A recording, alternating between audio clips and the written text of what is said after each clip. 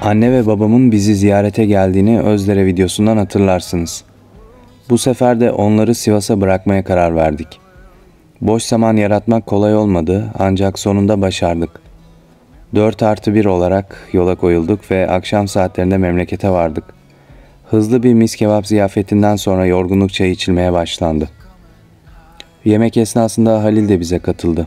Sivas'ta yaşamaya üniversiteyle birlikte başlamıştım. Ailemse parça parça da olsa zaman içerisinde beni takip etti ve onlar da Sivas'a yerleşti. Şimdilerde ise bize uzaklığı, uçuş bulmanın zorluğu, kış şartları ve çalışma yoğunluğumuz birleştiğinde çok sık ziyaret edemiyoruz. O yüzden bu sefer de geçmiş zamanlarda olduğu gibi heyecanlıydık. Sabah Gevrek Eksperi Senem'in büyük beğenisini kazanan Sivas simidi eşliğinde yaptığımız kahvaltının ardından Sena'nın evini ziyaret etmeye gittik ve ardından mis kebap show sürdü.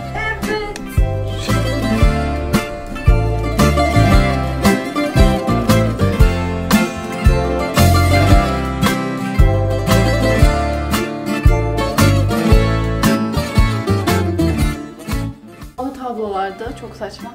Pinterest'ten şunları bir fotoğrafçıya çıkarttırdım. Arkaya beyaz karton koydum. Şunu da burada bir çerçeveci var Özcan diye. Oradan aldım. Şu beyazları yani bunu yapıştırdım. Çift taraflı bantlar. Çok güzel. İçine. Harika olmuş. Çok...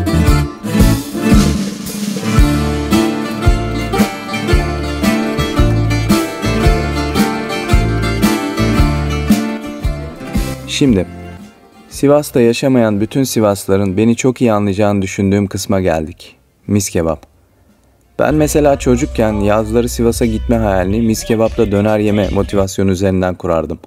Hala her gittiğimizde soluğu koştura koştura orada alırız. Arkadaşlarım Sivas'a geldiğimde annemlerden önce mis kebaba gittiğimizi düşünüyorlar. Gerçekten de inanılmaz bir lezzet. Birçok yerde et yedik biz ve kimsenin daha iyi bir döner yediğini sanmıyorum. Yolu düşen herkesin gitmesini tavsiye ederim. Hatta bana göre sırf bu döneri yemek için Sivas'a gelinir. Akşam Mertler bizi ağırlayacaktı. O yüzden çok abartamadık ama hakkını verdiğimizi söyleyebilirim. Anlaşılacağı üzere. Çok güzeldi gerçekten ya.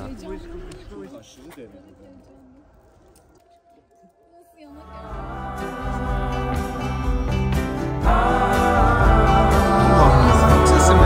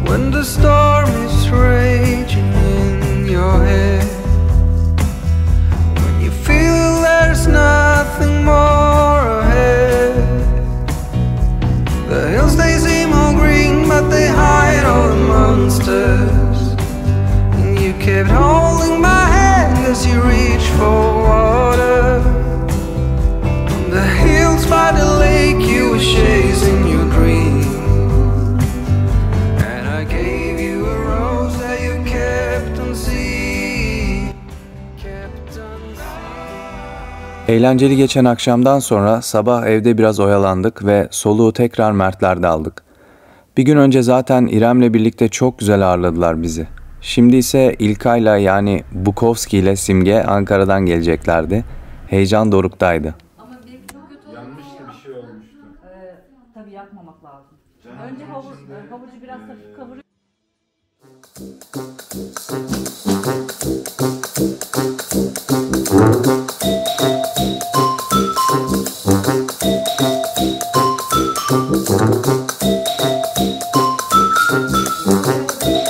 Ya ne diyorsun? Burada araya girmem lazım. İlkay, bu videonun çekildiği anda İstanbul'da olan Hasan, Mert ve ben geride kalan 10-15 yıllık süre zarfında her buluşmada eğlenceye doyulan bu arkadaş ortamını inşa ettik. Temelde hepimizi buluşturan çağrı merkezindeki deneyimimizdi ancak sonraları arkadaşlığımız devam etti.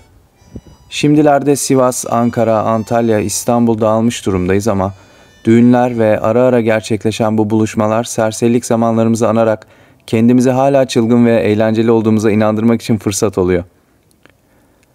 Bu gecelerin yıldızı da tabii ki Sivas soğuğunda geçen öğrencilik yıllarında yaz kış demeden çıplak ayakla dolaşan, başına buyruk tarzıyla bizi büyüleyen, her yaptığıyla bizi şaşırtan, görüşmediğimiz zaman diliminde dahi başından muhakkak ilginç olaylar geçen ve buluştuğumuzda bunları bize aynı coşkuyla anlatıp yaşatan Bukowski'ydi.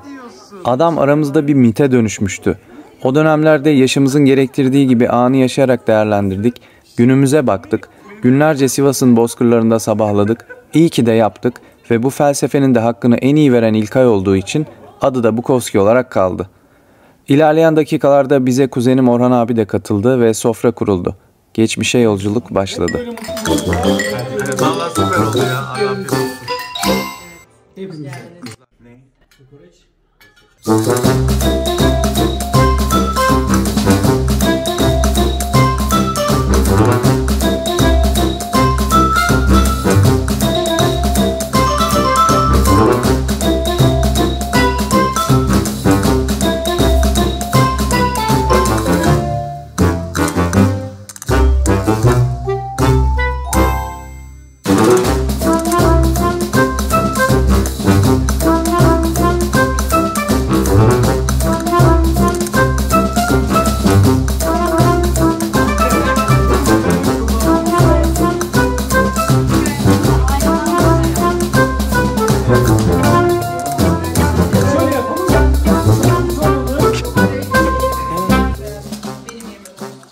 Mert teşekkür ederiz bizi ağırladığın için. Teşekkür ederiz geldiniz. İremcim teşekkür ederiz bizi ağırladığınız için. Şov yapayım. Yap. Allah tekrar.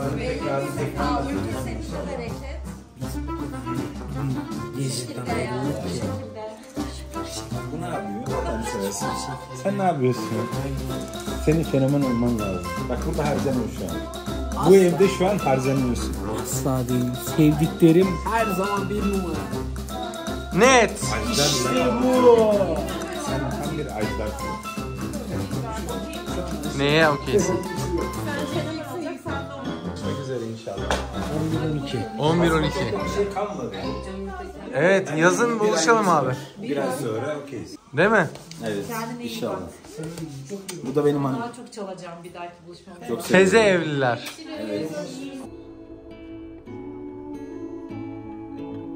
Gece eğlenceyle, daha çok eğlenceyle ve kahkahayla sürdü. Tabii ki tekrar görüşme planları yapılarak son buldu. Annemlerle sabah son bir kahvaltı yaptık ve bizi uğurladılar. Duygusal anlar yaşanmasın diye önceden yapılan konuşmalar hatırlandı ve sözler tutuldu.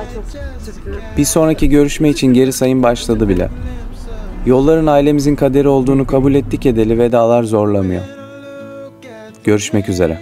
Sleep, I know